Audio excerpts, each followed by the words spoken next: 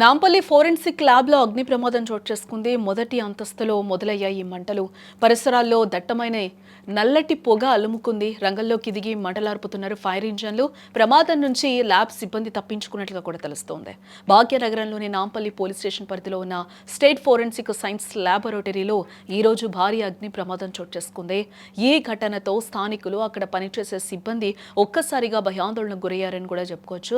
Lab భవనంలోని మొదటి అంతస్తులో మంటలు ఒక్కసారిగా చెల్లెగడం జరిగింది. చూస్తూ ఉండగానే మంటలు వేగంగా వ్యాపించాయని కూడా చెప్పుకోవచ్చు. ల్యాబ్లో ఉండే రసాయనాలు, కీలక ఫైళ్లు మరియు ఎలక్ట్రానిక్ పరిసరాల కారణంగా మంటల తీవ్రత పెరిగినట్లుగా కూడా తెలుస్తుంది. ఒకసారి మనం విజువల్లో కూడా మనం చూడొచ్చు. అక్కడ ఏ విధంగా దట్టమైన పొగ అలుముకుందో కూడా మనకి కనిపిస్తూ ఉంది. ఆ ల్యాబ్లో చాలా నల్లటి పొగ అలుముకుంది. దీని నుంచి కూడా కొంతమంది బయటపడినట్లుగా కూడా తెలుస్తూ ఉంది. ఈ ప్రమాదం జరిగిన వెంటనే కూడా భవనం నుండి దట్టమైన నల్లటి పొగ వెలువడడంతో సమీపంలోని రోడ్లన్నీ కూడా ఒక్కసారిగా పొగమయంగా మారిపోయిన సిచ్యువేషన్ అక్కడ కనిపిస్తుంది.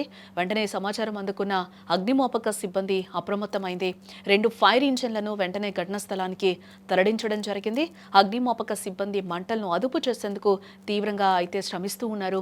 అయితే గదుల్లో నిండిపోయిన పొగ వల్ల లోపలికి వెళ్లడం సిబ్బందికి కూడా పెద్ద కష్టంగా సవాలుగా మారిందని కూడా చెప్పుకోవచ్చు. ఆక్సిజన్ మాస్కులు ధరించి లోపలికి వెళ్లేందుకు ప్రయత్నిస్తూ ఉన్నారు. ప్రస్తుతానికి మంటలు ఇతర అంతస్తులకు వ్యాపించకుండా అరికట్టగలిగారని కూడా మనం చెప్పుకోవచ్చు. ఘటనా స్థలానికి చేరుకున్న పోలీసులు నాంపల్లి పరిసర ప్రాంతాల్లో ట్రాఫిక్ను క్రమబద్ధీకరిస్తూ ఉన్నారు. ప్రస్తుతం మొన్న కూడా మనం చూసాము, అక్కడ ఒక ఫర్నిచర్ షాప్లో ఎంత పెద్ద ప్రమాదం చోటు చేసుకుందో కూడా మనం చూసాం. 5 మంది సజీవ దహనం అయిపోయిన పరిస్థితి కనిపిస్తుంది. సేమ్ ఇలాగే వాళ్ళు కూడా బయటకు వచ్చే లోపలే మొత్తం కూడా ఉన్న ఆ బిల్డింగ్ మొత్తం కూడా ఒక్కసారిగా పొగలు అలుముకున్న పరిస్థితి కనిపిస్తుంది. ఏం జరుగుతుందో తెలుసుకుని తేరుకునే లోపలే జరగాల్సిన నష్టం కూడా జరిగిపోయింది. వాటికి సంబంధించి ఆ బిల్డింగ్స్కి ఆ ప్రికాషన్స్ పాటిస్తున్నారా లేదా అనేది కూడా పెద్ద అనుమానాలకి తావిస్తుందని కూడా మనం ఇక్కడ చెప్పుకోవచ్చు. సేఫ్టీకి సంబంధించి కూడా అన్ని ప్రికాషన్స్ తీసుకుంటున్నారా లేదా అనేది కూడా ప్రతిసారి ఇక్కడ ఒక ప్రశ్నార్థకంగా మారిపోతుందని కూడా చెప్పచ్చు. తరచుగా మనం చూస్తున్నాను అదే నాంపల్లిలో అగ్నిమాపక యాక్సిడెంట్స్ చాలా జరుగుతున్నాయని కూడా మనం చెప్పుకోవచ్చు.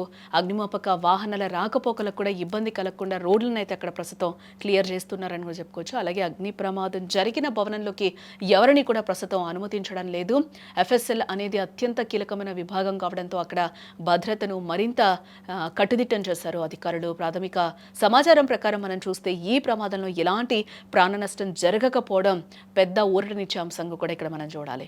సిబ్బందిని సురక్షితంగా బయటకు తీసుకొచ్చినట్లుగా కూడా తెలుస్తోంది. బట్ ల్యాబ్లో ఉన్న కంప్యూటర్లు, పరిశోధన నివేదికలు, ఇతర శాస్త్రీయ పరికరాలు ఎంతవరకు దెబ్బతిన్నాయనేది మాత్రం ఇంకా తెలియాల్సింది.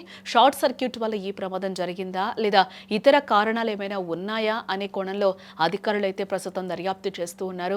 ప్రస్తుతానికి సహాయక చర్యలు ముమ్మరంగా అయితే అక్కడ కొనసాగుతూ ఉన్నాయి. మంటలు పూర్తిగా అదుపులోకి వచ్చిన తర్వాత క్లూస్ టీం రంగంలోకి దిగి పూర్తి వివరాలను సేకరించనుంది.